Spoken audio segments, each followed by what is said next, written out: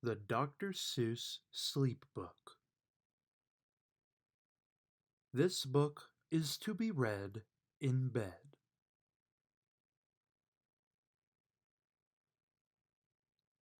The news just came in from the county of Keck that a very small bug by the name of Van Vleck is yawning so wide you can look down his neck. This may not seem very important, I know, but it is, so I'm bothering telling you so. A yawn is quite catching, you see, like a cough. It just takes one yawn to uh, to start other yawns off.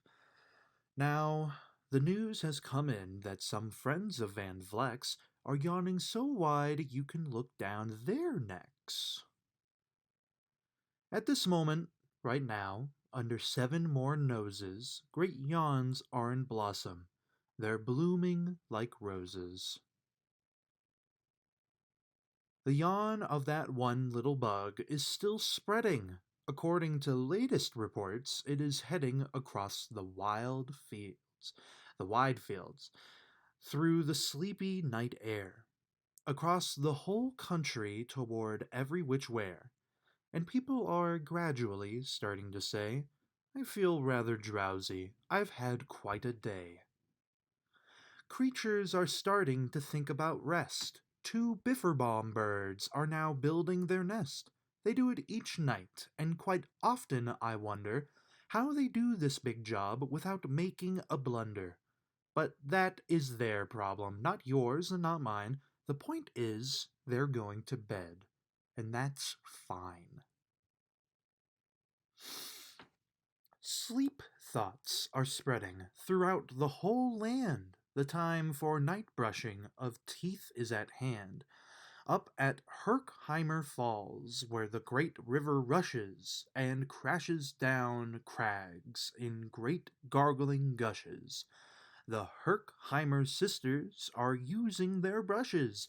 Those falls are just grand for tooth brushing beneath, if you happen to be up that way with your teeth. The news just came in from the castle of Krupp that the lights are all out and the drawbridge is up. And the old drawbridge drawer it just said with a yawl, my drawbridge is drawn, and it's going to stay drawn till the milkman delivers the milk about dawn. I'm going to bed now, so nobody better come round with a special delivery letter. The number of sleepers is steadily growing. Bed is where more and more people are going. In Culpeper Springs, in the Stilt Walkers' Hall, the Stilt Walkers' stilts are all stacked on the wall. The Stilt Walkers have called it a day. They're all tuckered out and they're snoozing away. This is very big news. It's important to know, and that's why I'm bothering telling you so. Way out in the west, in the town of Merced, the Hinklehorn Honking Club just went to bed.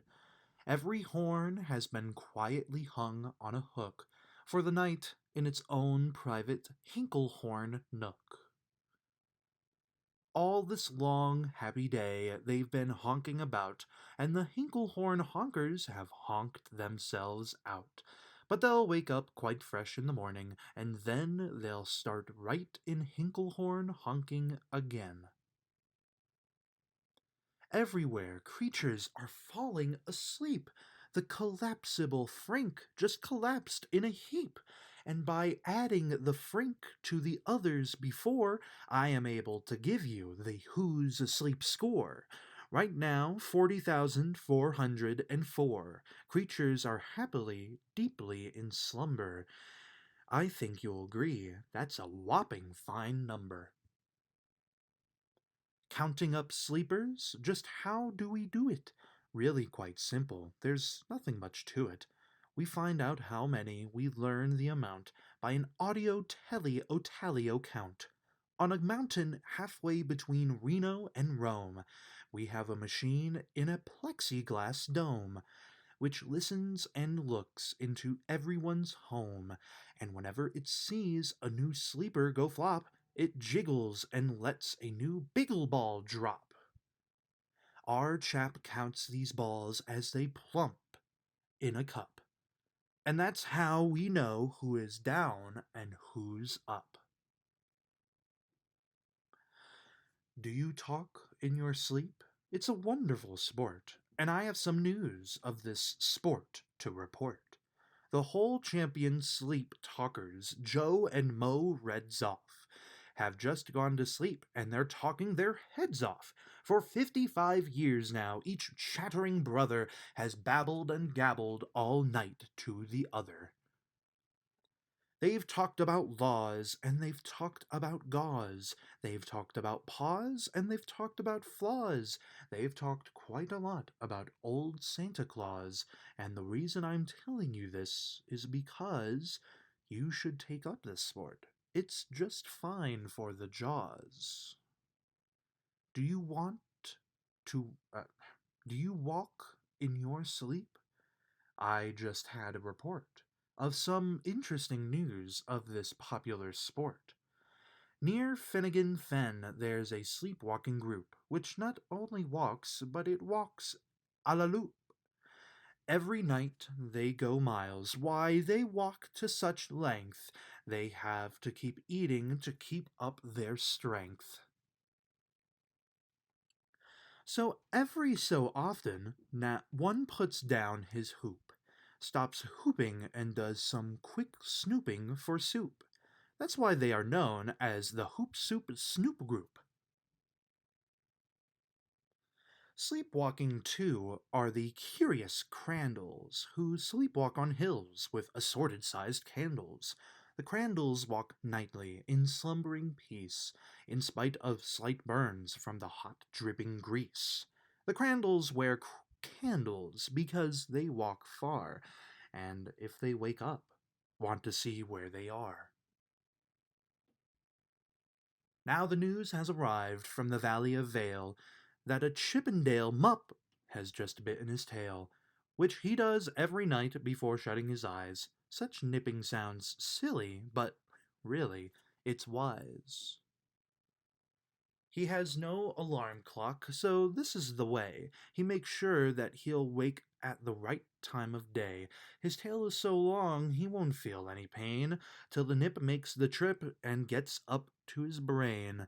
In exactly 8 hours, the Chippendale Mup will at last feel the bite and yell, "Ouch!" and wake up. A Mr. and Mrs. J. Carmichael Crocs have just gone to bed near the town of Fort Knox, and they, by the way, have the finest of clocks. I'm not at all sure that I quite understand just how the thing works with that one extra hand, but I do know this clock does one very slick trick. It doesn't tick-tock. How it goes is talk-tick. So with ticks in its talker and talks in its ticker, it saves lots of time and the sleepers sleep quicker. What a fine night for sleeping, from all that I hear. It's the best night for sleeping in many a year. They're even asleep in the Zweiback Motel, and people don't usually sleep there too well. The beds are like rocks, and as everyone knows, the sheets are too short. They won't cover your toes. So if people are actually sleeping in there, it's a great night for sleeping. It must be the air. It's a great night for snores. I just had a report of some boys who are tops in this musical sport. The snortiest snorers in all our fair land are Snorter McPhail and his Snore-a-Snort band. This band can snore Dixie and Old Swanee River so loud it would make 40 elephants shiver. The loudest of all of the boys is McPhail. He snores with his head in a 3-gallon pail. So they snore in a cave 20 miles out of town. If they snored closer in, they would snore the town down.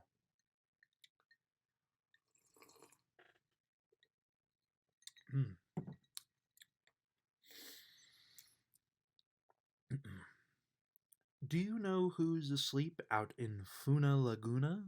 Two very nice Funa Laguna baboona.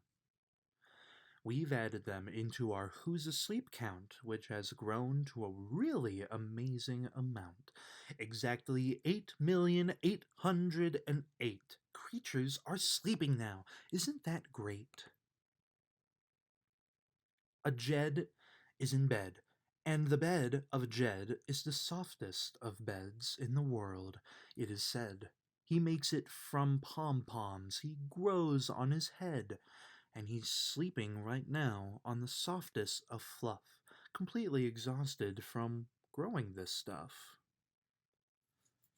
The news has come in from the district of Doft that two oft are asleep, and they're sleeping aloft.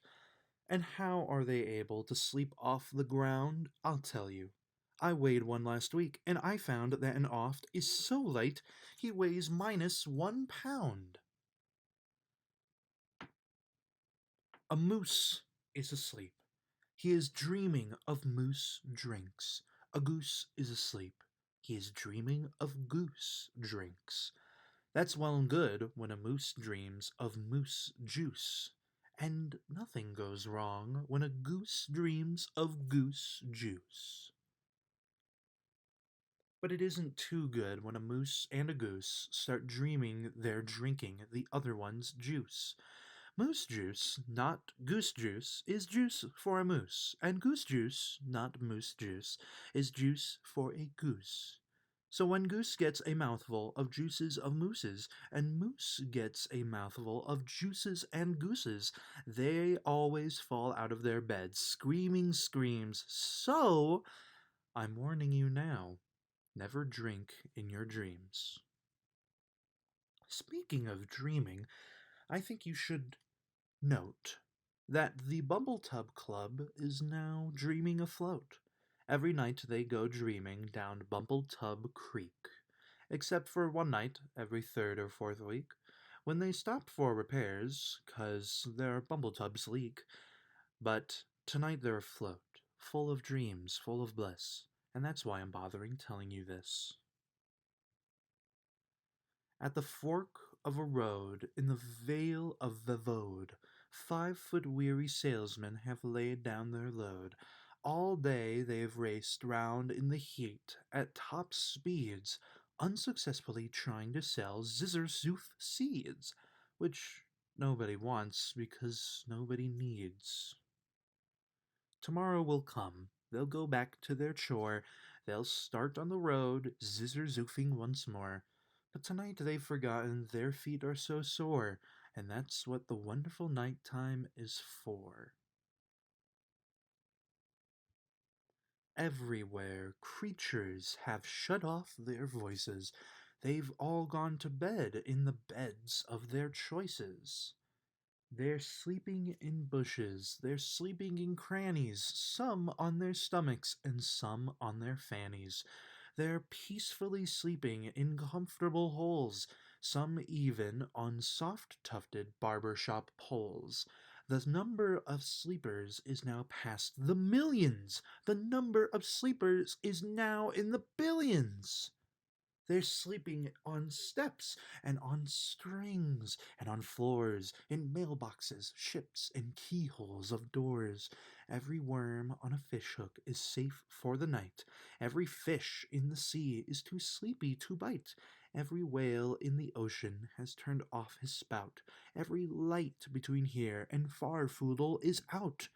And now, adding things up, we are way beyond billions. Our Who's Asleep score is now up in the zillions. 99 zillion, 9 trillion and 2 creatures are sleeping, so how about you? When you put out your light, then the number will be 99 zillion 9 trillion and 3. Good night.